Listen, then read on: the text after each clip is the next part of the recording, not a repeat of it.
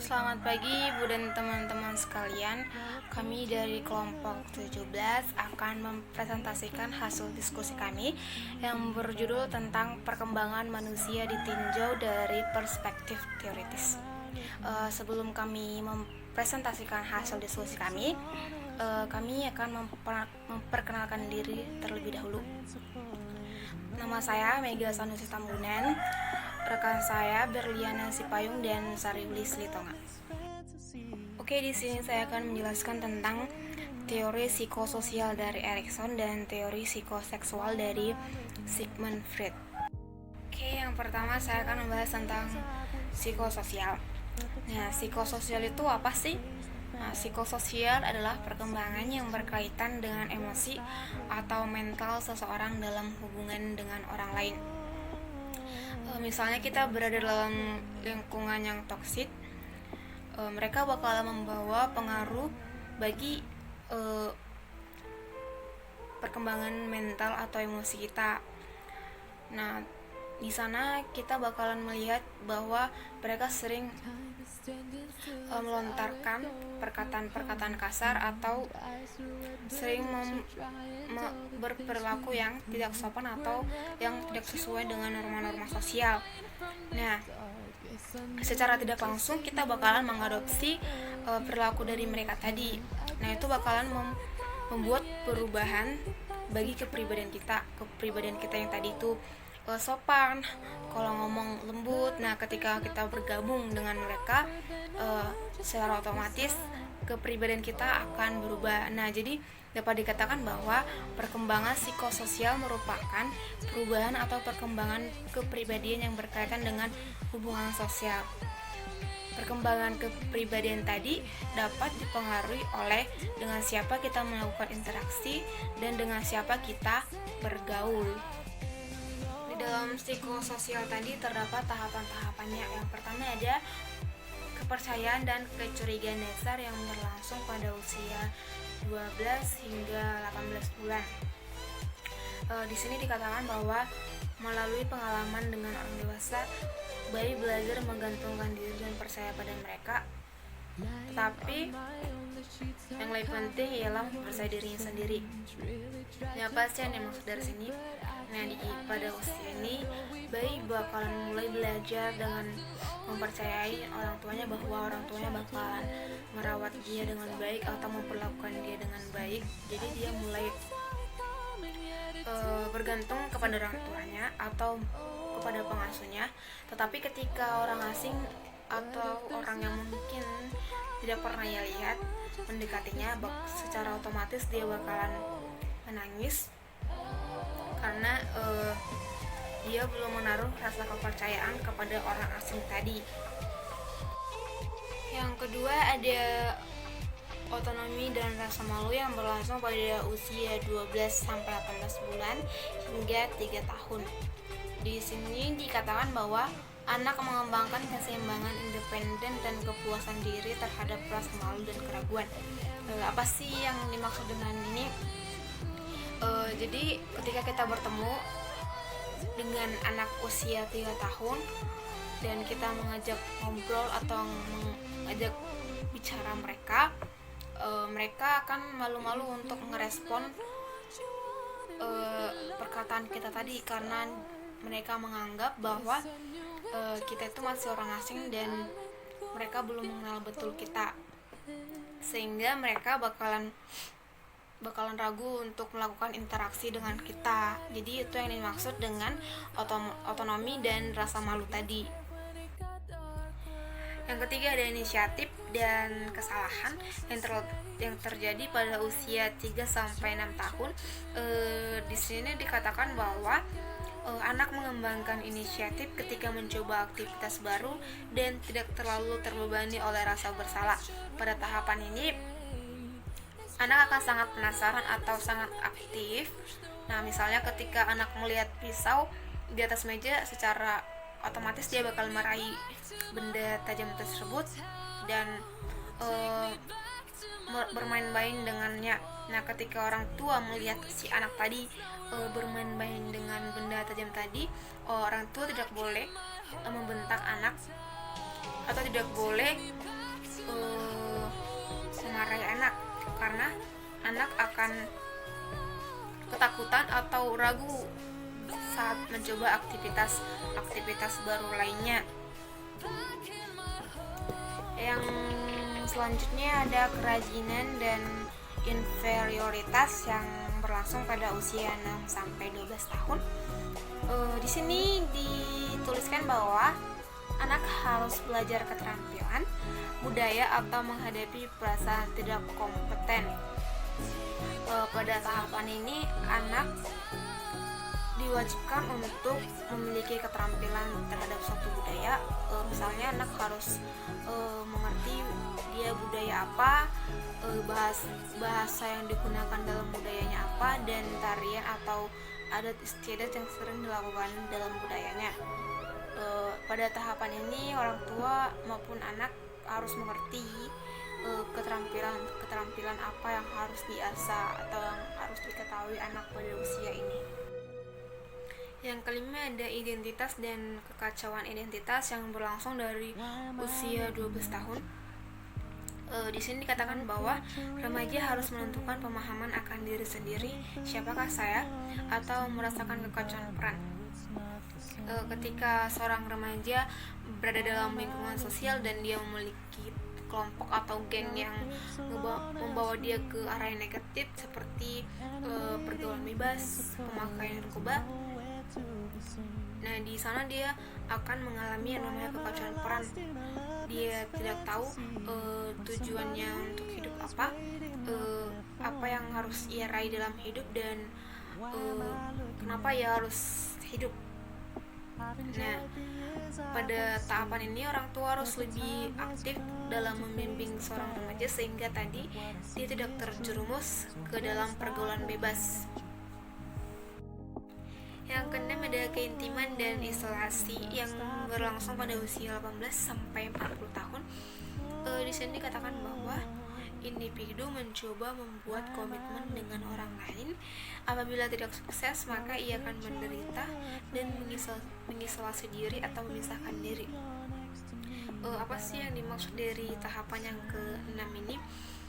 Misalnya seorang pria dewasa menyukai seorang wanita, nah dia ingin menjalin hubungan yang lebih serius dengan si wanita tadi.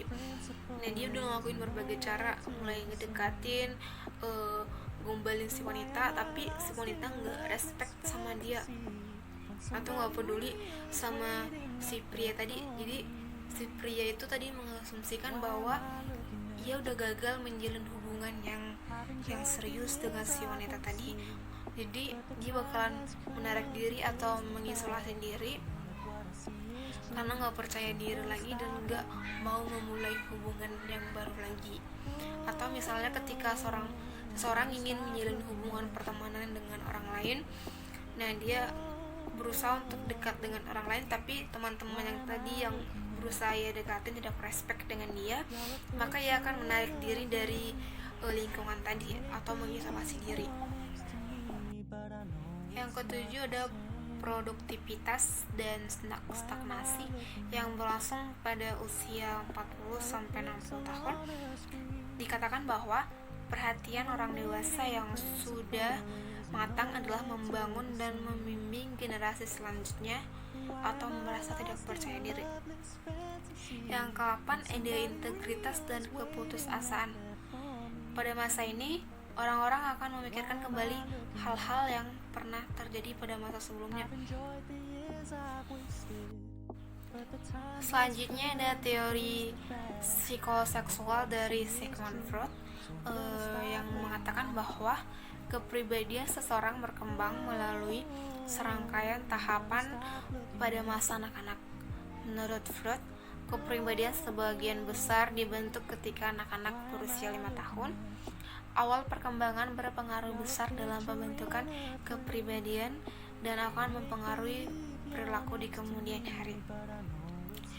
Misalnya, ketika seorang anak melihat orang tuanya berkata kasar ataupun melakukan hal-hal yang negatif, secara otomatis anak akan menjiplak perilaku dari orang tuanya tadi, dan kemudian itu akan berkembang menjadi kepribadiannya dan memunculkan perilaku yang sama seperti orang tuanya. Untuk itu orang tua harus lebih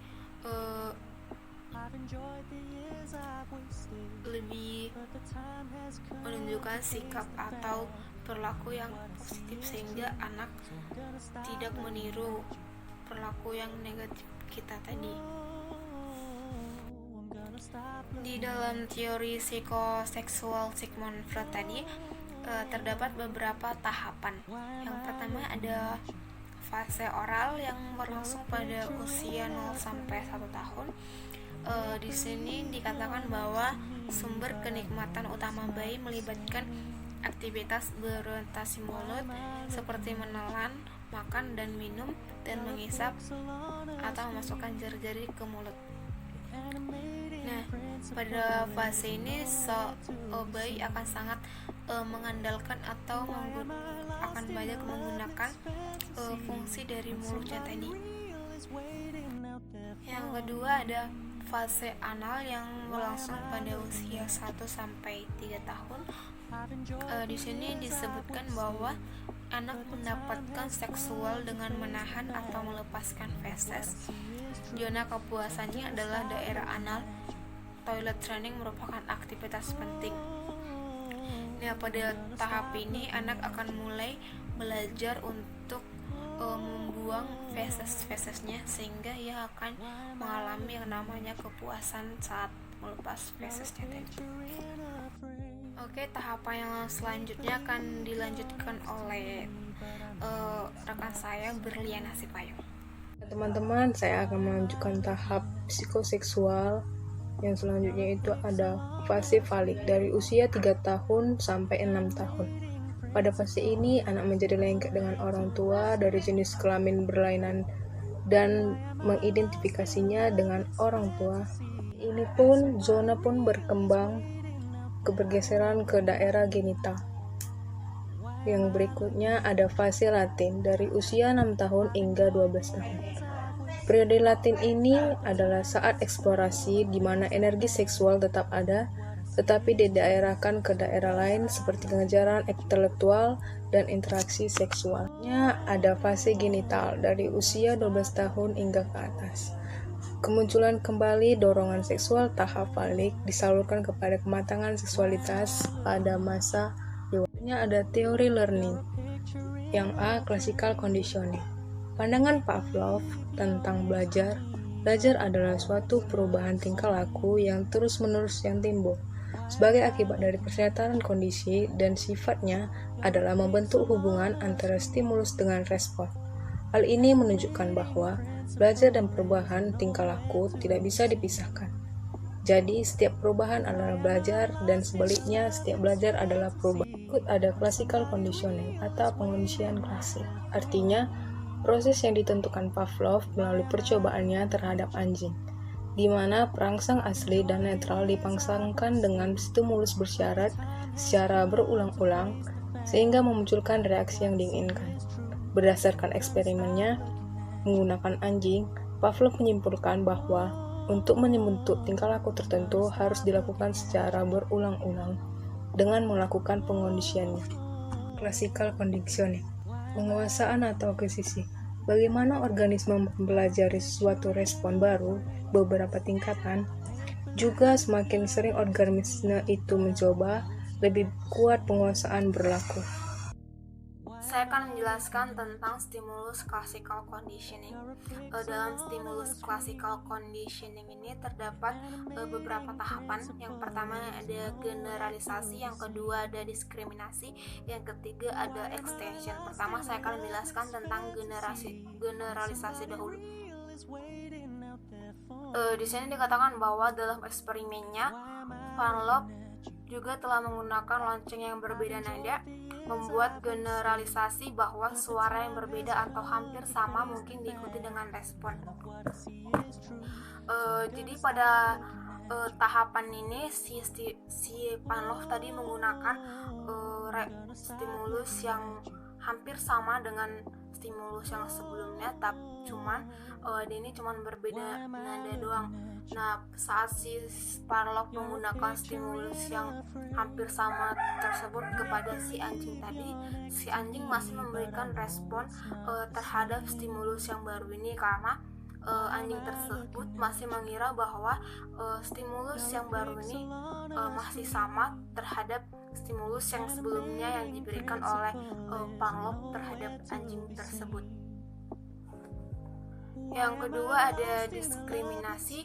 Di sini dikatakan bahwa antara rangsangan yang dikemukakan dan memilih untuk tidak bertindak atau bergerak, yaitu sesuatu organisme mampu untuk bergerak balas ke suatu rangsangan tetapi tidak ke rangsangan yang lain.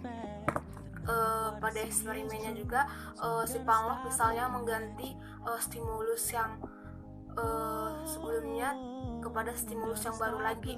Nah, jadi pada eksperimen ini misalnya si Pavlov menggunakan fluid dalam eksperimennya. Nah, ketika dia membunyikan stimulus yang baru tersebut, si anjing tadi tidak akan memberikan respon terhadap stimulus yang baru yang tadi ini, karena stimulus yang baru ini tidak memiliki kesamaan terhadap stimulus yang sebelumnya, sehingga dia tidak akan memberikan respon terhadap stimulus yang baru ini. Selanjutnya ada extension.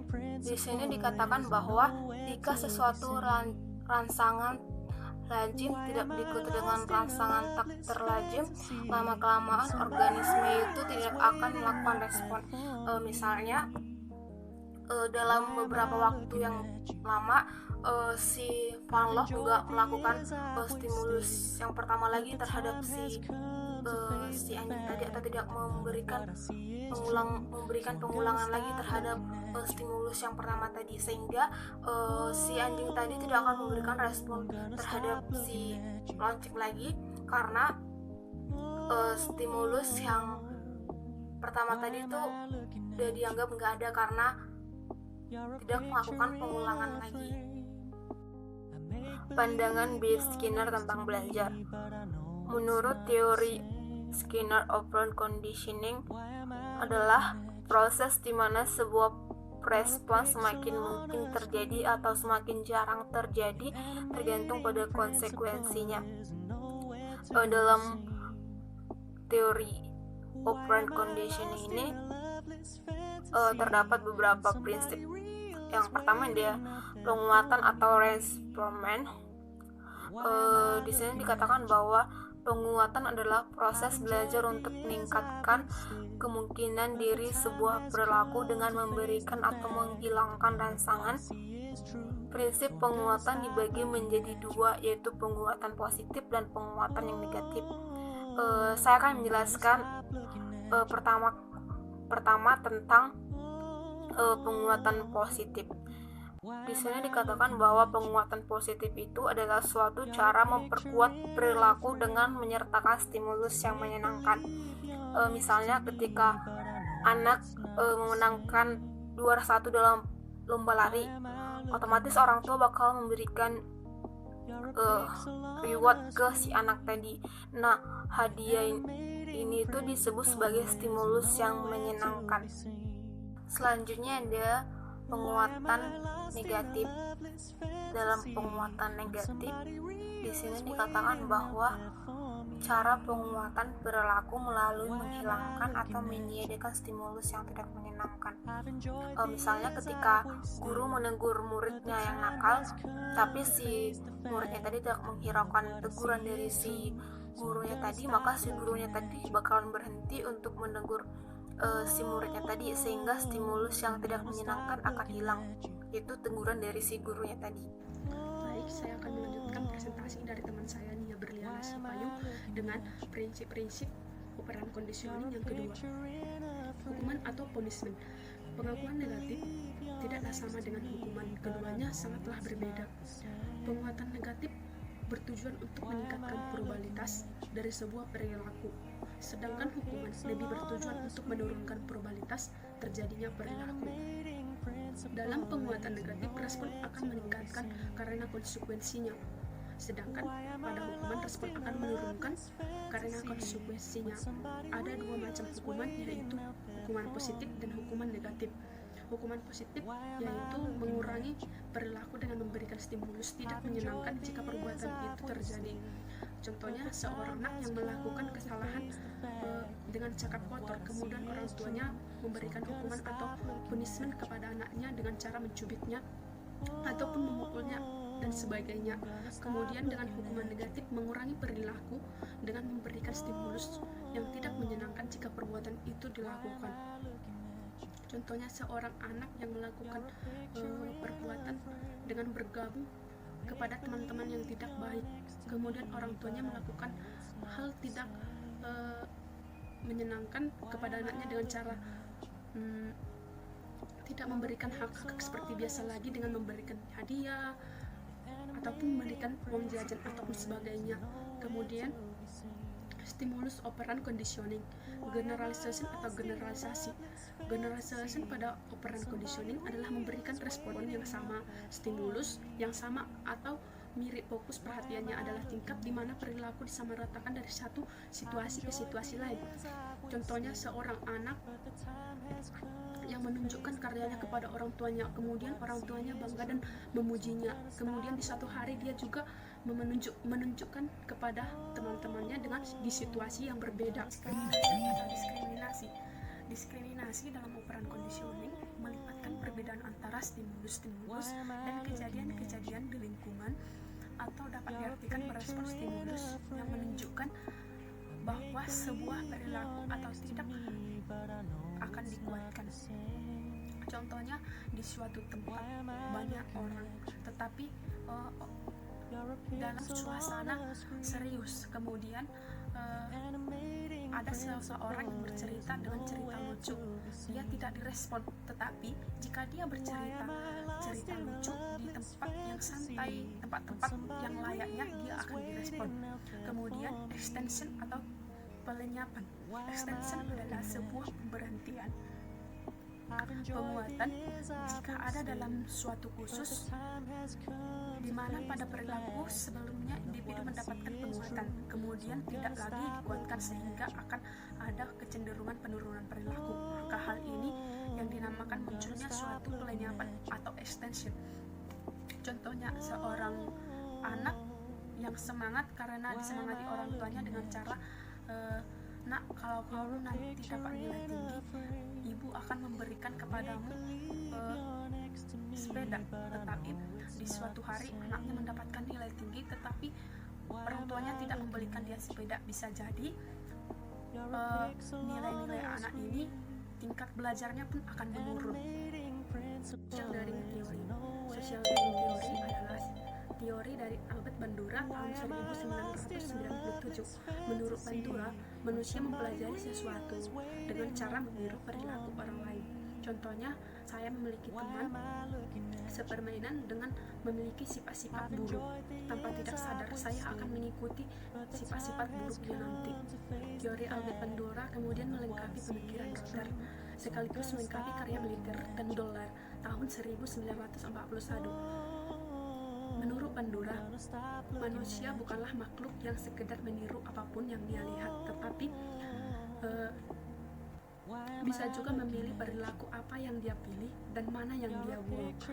Bandura menyempurnakan teori belajar sosial dengan menambahkan aspek perilaku dan kognitif.